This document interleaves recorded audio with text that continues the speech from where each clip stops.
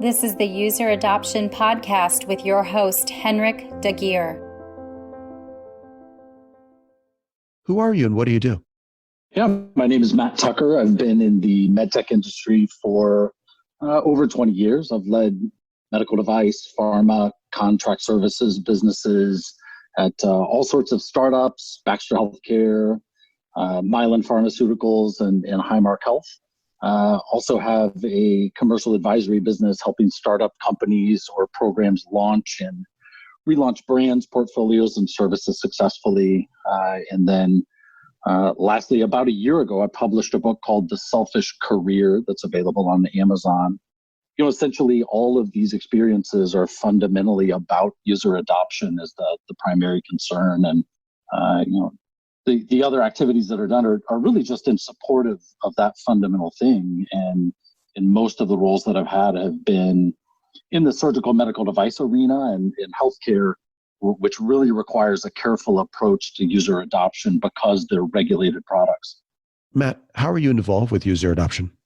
Yeah, that's a great question. The bulk of my roles have been centered on user adoption. So the greatest value that I'm adding to a company is thinking through how they're going to identify all of the different customers that exist in the buying process, and then how to educate each one that may end up involving facilitating a trial, getting them to a buy decision, and then unlocking how to make sure that customer keeps coming back. My job is to design the strategy for how that's going to happen. So not just what story we want to tell the customer, but also when and where we're going to meet that customer to tell them the story, the support we want to give them, and how we influence them through their peers or through third-party advocacy organizations. In healthcare, a number of people are involved in the buying process. So it's not just about adoption by one individual user. I think that people think that healthcare is about the doctors and nurses only. That's who everybody thinks is making the decision, but it's not entirely the case. There are also health insurers and hospitals, supply chain directors, and contract managers. All of these people are part of the decision-making process and are key players, and you can't ignore any of them. So what's so important about customer adoption in this area is that it can become complex really, really quickly. So at the end of the day, a confluence of factors have to come together, and I have to map that out carefully. Once I've done that, I really start to dig into the needs and attitudes of those individuals. So I want to think about the attitudes and behaviors of each of those customers and start to design how we're going to educate, how we're going to engage them, so it really shows them how the products can make patients feel better, can help them do their job easier, different things like that. And I think that it's important to remember that in a role like this, you can easily get focused on a number, right? Whether it's a sales goal or a number of customers that you're trying to get adoption from. But what's really important is to take a step back and think about how to solve that customer's problems and how to communicate how you can help them solve those problems. Matt, what are the biggest challenges and successes you've seen with user adoption? Yeah, I'd love to highlight a success story, and a lot of challenges will come out of that story. The biggest turnaround from a customer success, customer adoption perspective I've had was at Mylan Pharmaceuticals. I was leading an anesthesia drug brand that was used for surgery it was nearly 20 years old, and that is like the oldest of the old for pharmaceutical products. Doctors and nurses had completely abandoned the product, and there were just a very small group of users who were still using it consistently, only for one or two types of surgeries.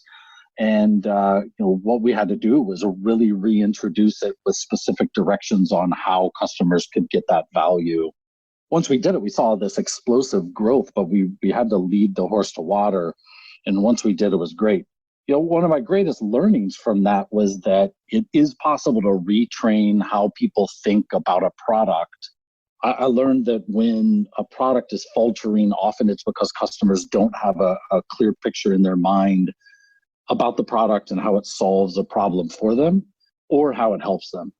And when that's unclear, it's easier to reposition or retrain them for that new incremental customer adoption. It's interesting because I've seen so many people say that you can't do that once a customer's perceptions are set. But I think if you truly and authentically take a step back and put yourself in the customer's shoes and try to live a day in their life, you can start to uncover what that product is and how it fits their needs.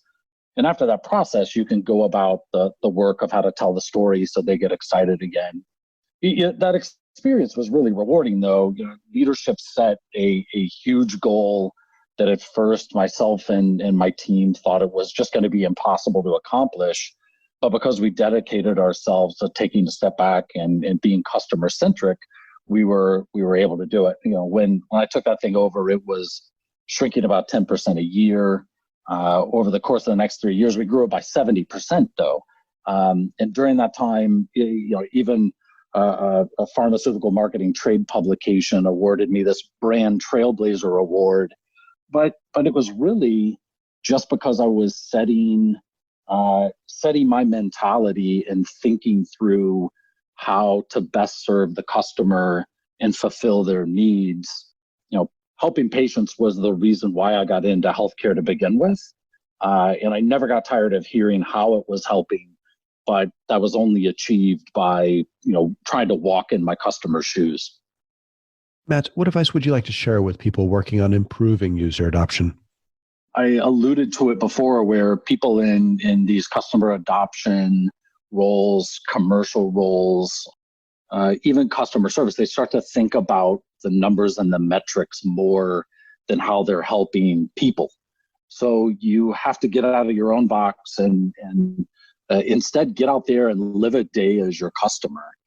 Ideally, it would be great if you could literally do it by shadowing someone or by somehow putting yourself into their environment. Asking questions of customers about what they like and don't like. And I always try to think of it as like being able to do that in an organic way, not doing it in a market research type setting, but trying to get to know your customers more on a personal level and interacting with them in a way that's more natural, and they're going to be more open and honest. I think people have become scared of doing these things. They're scared of asking people that they don't know questions.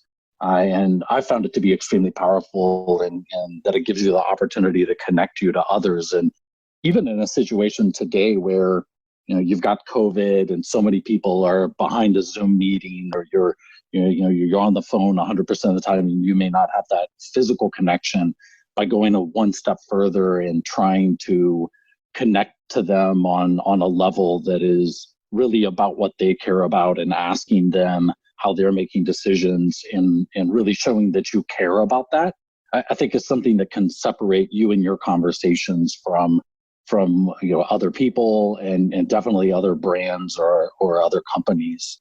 So I found that to be just extremely powerful. From a more technical perspective, I think once you've done that kind of research and that kind of interviews, you've got to start segmenting out your customer targets and develop them almost as like avatars that you can see and hear in your mind and in your imagination.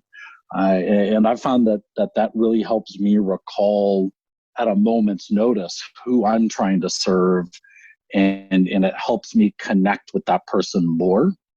When you're honest about it all, right? This stuff is hard work, right? Going out there and stepping outside of your comfort zone, interviewing people, or asking that follow-up question that maybe is a little bit uncomfortable or challenges someone's beliefs. These are the things that it takes to learn why your customer makes the decisions that they do. And it can feel a little bit risky. But I think then taking that information and memorializing it, documenting it, and then making decisions using what you have learned, while it takes time and effort, it really is where the payoff is. And it's the thing that separates customer adoption professionals from maybe being good, really, and accelerating them into being great at what they do. Sometimes I guess the old adage is that you have to go slow so you can go fast, right? And I always think about doing the work. It sometimes takes a lot of effort, energy, and maybe it feels slow. But once you set all of that stuff up based on what you know and you've used it to give you a better tactical plan and connect with your customers better, what you see is that you end up going really fast when you're actually trying to work with the customers to get them to adopt. Matt, where can we learn more about user adoption and your work on the subject? Yeah, my website is www.medtech, medtech-strategy.com. And I've got a lot of instructive content there. It's definitely geared towards the medtech community, but I think there's so many things that apply generally and broadly outside of medtech. I've also been launching a medtech startup toolkit that'll contain some of this information as well, just to help accelerate startups in healthcare and medtech to launch better and faster. Additionally, I'm very active on LinkedIn. LinkedIn.com/in/medtechstrat is the quick URL if you want to find me. Well, thanks, Matt. For more on this, visit useradoptionpodcast.com. Don't forget to please subscribe, rate, and review. And for a book about this, check out useradoptionbook.com. Tune in next week for the next episode. Thanks for listening.